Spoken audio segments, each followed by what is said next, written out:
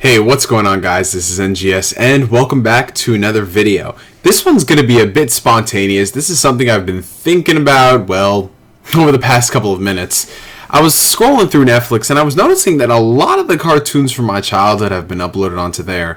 That combined with a lot of the promotion that Nick has been doing for all their 90s sitcoms going on to, I think, not the regular Nickelodeon channel, but on one of the satellite channels that you get if you own a cable box. I've been thinking a lot about my childhood and a lot of the things that I watched growing up, and it's got me talking a lot about the topic of nostalgia, and I've talked about that on numerous occasions before on live streams on Twitter, and how nostalgia is a drug that I think a lot of us cannot let go of, because a lot of the things that we really enjoyed when we were younger, we only enjoyed because they appealed to our target demographic. However, one of my friends on Facebook posted something on his feed that really got me thinking.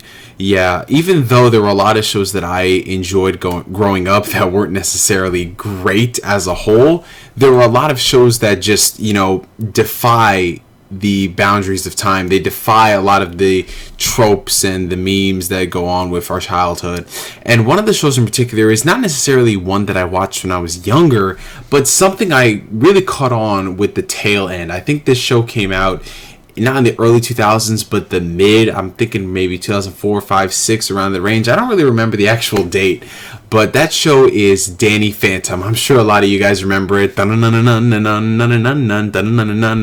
He's a phantom. Danny Phantom was one of my favorite shows growing up, especially in my adolescent years. I always loved the concept behind it because I'm a person who really enjoys the supernatural genre. And if you introduce the supernatural genre and mix it with a superhero, anything superhero, I'm immediately hooked. And that's something that I think Danny Phantom really excelled in, because it was, for all intents and purposes, a superhero show. It was about this kid who gets, cursed with these powers, and he has to do things that normal people can't. It was something that I really enjoyed watching, and it was a show that I think had a really great ending, but at the same time, as someone who really enjoyed the show, I felt like they could have done a lot more with it. So the reason why I bring this up is, what shows do you guys remember watching from your childhood, early adolescence, maybe even late teenage years, that you think would be really great in live action? Now, hold on a second. I know a lot of you guys are thinking, we don't need any more live action movies of our childhood shows. I mean, look what they did to Transformers, look what they did to Ninja Turtles, look what they did to fucking Dragon Ball. I completely understand that.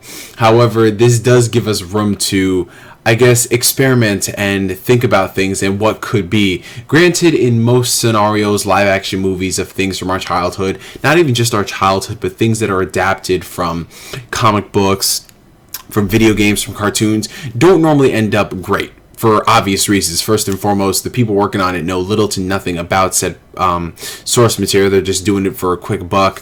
And second, the studios just want to do it for a quick buck too.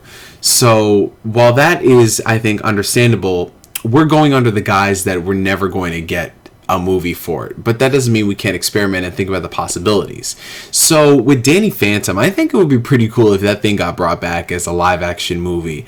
I know a lot of people are thinking that, it can't really work in live action because certain things just won't translate well. I think that's where you can definitely pull the adaptation card and tinker a couple of things with his origin story to make it work for a movie style, because while it was a cartoon, it had a cartoon style storytelling in the way that the story wasn't really coherent as a whole.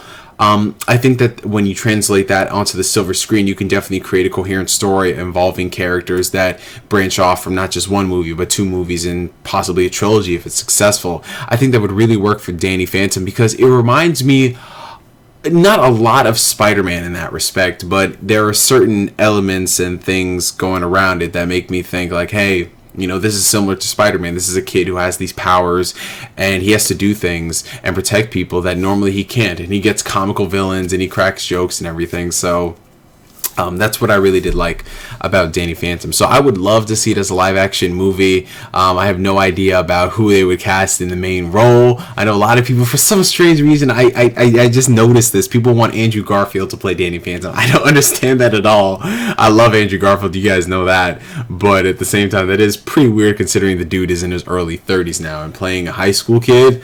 I mean, that's just insane.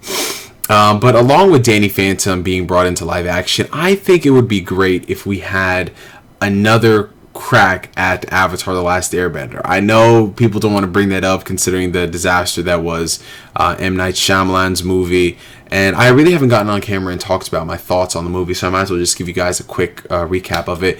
While it wasn't the greatest movie in the world, I don't think it was as bad as people make it to be. Granted, it's got a lot of problems, but to people who say that it's on the level of Dragon Ball Evolution, come on, y'all. Like, seriously, like, Dragon Ball Evolution as a whole was not accurate to the source material. It was not funny. It was not a good movie, period. The Last Airbender, at least for the most part, respected the source material more than a lot of people thought it did. I mean, a lot of pronunciations that people were saying they got completely wrong, they were actually right. They were culturally accurate.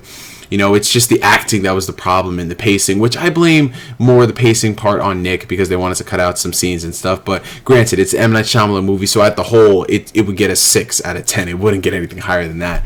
But I think we do need a reboot of that franchise because it definitely does deserve it, because Avatar: The Last Airbender is a fantastic story. And I think that, you know, we have the chance to take that story and translate it onto the silver screen, and we can create a great trilogy or a great, you know, series of movies that I think people would really enjoy. I, for one, wholeheartedly support that. I support a reboot for Avatar: The Last Airbender, and hopefully that does happen. I doubt it ever will, but it's something I like. But in addition to that, I think that there are a lot of things from our childhood that, granted, you know, might be weird making live action movies for, but I think they definitely could succeed. Things that make obvious sense, like Avatar: The Last Airbender and Danny Phantom. There are just some things that you just shouldn't touch whatsoever, like Transformers, like Ninja Turtles, and like Gem, because as what we've seen so far, Hollywood has no intentions of being even remotely accurate to the source material whatsoever. But I think that there is a lot to be said about, I guess, using your imagination, to say the least, to think about what could be. It's definitely a lot more fun than thinking that they should make it. But I know I've been rambling for like 7.5 minutes straight. What do you guys think about it? Post your comments down below. Get constructive. Let me know. I'm NGS signing out. And like always, I will catch you guys later. Peace.